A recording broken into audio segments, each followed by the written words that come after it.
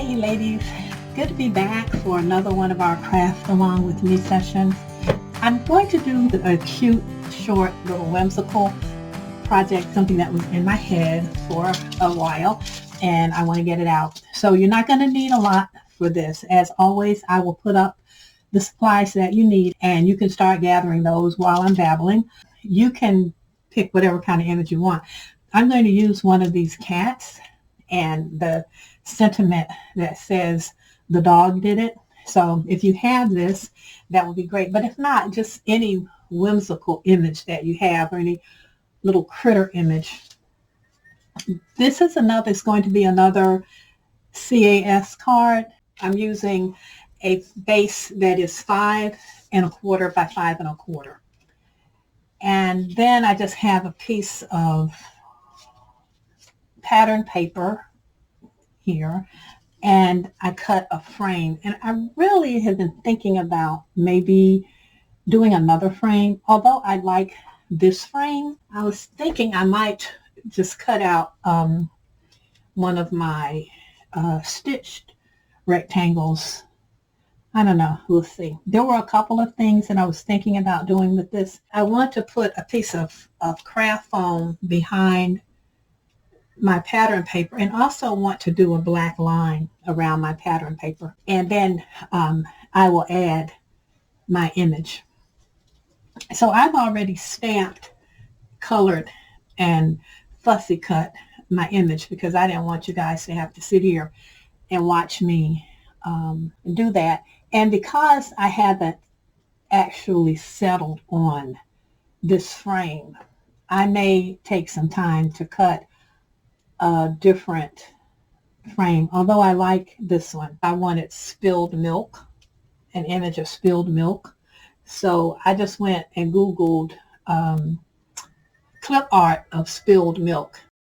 I found this and I just, downloaded it and sized it in Photoshop to a size that will work on my card. So that's really all there is to this card right now, but I keep thinking I want to do something more.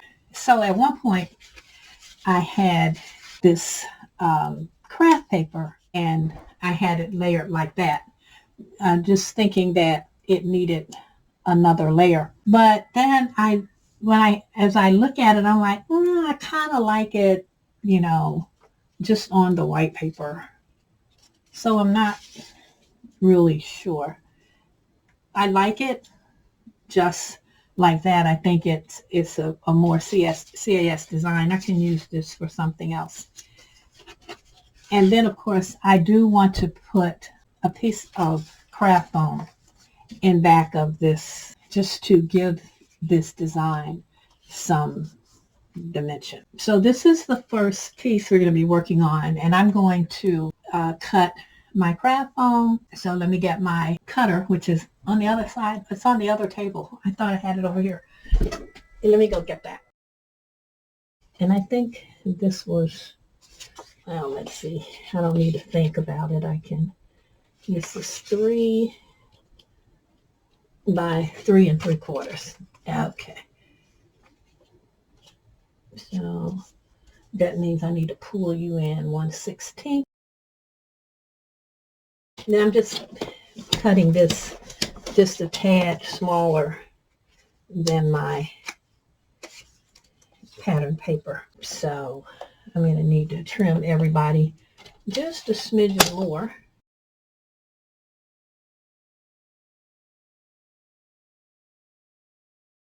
Okay, you're good. And now I just need to trim you down a little bit.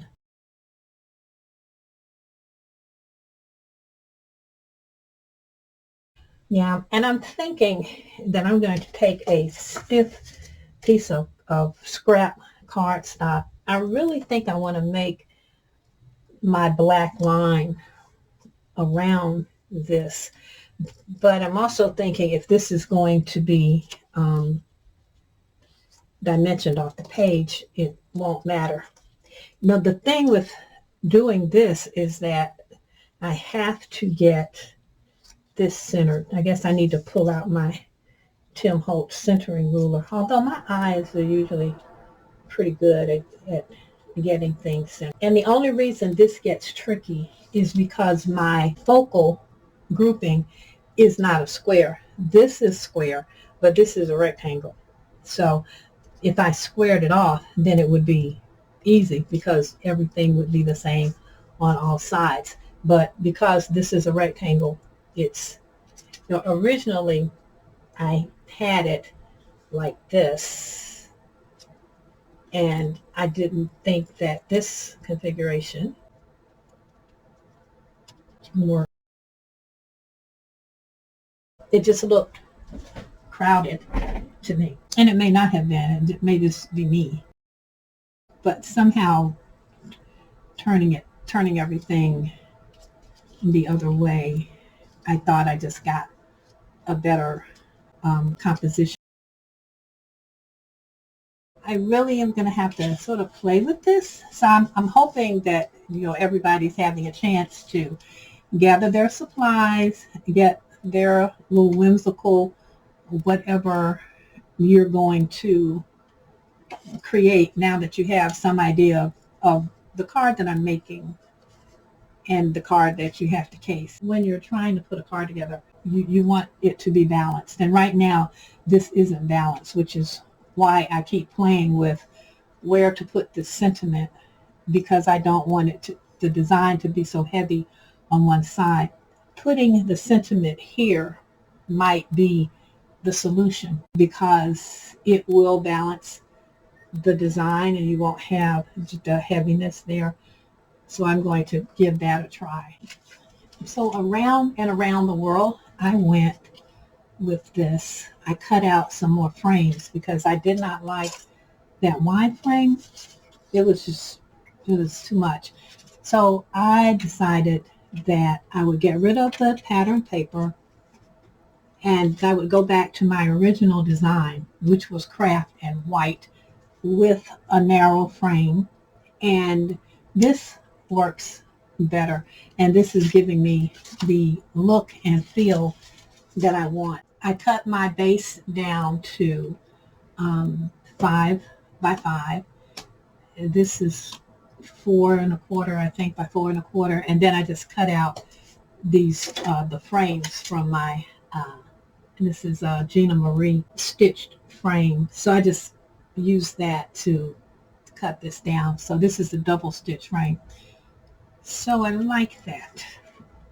And I think I'm going to round the corners and just put everything down. I will probably dimension this with some craft foam, and I will dimension my frame. I was going to try to put just a little piece of the pattern paper behind him to just give it a little color, but I really didn't like that, so I decided to just go with the white and keep the white, brown, white pattern going in the design of the card. So that's what I have right now, but we'll see what it looks like when I glue it all down. So this is the finished card, and as you can see, I did make one change, well, two changes actually, because I moved the sentiment to the top and I put my decorative paper in back of the cat.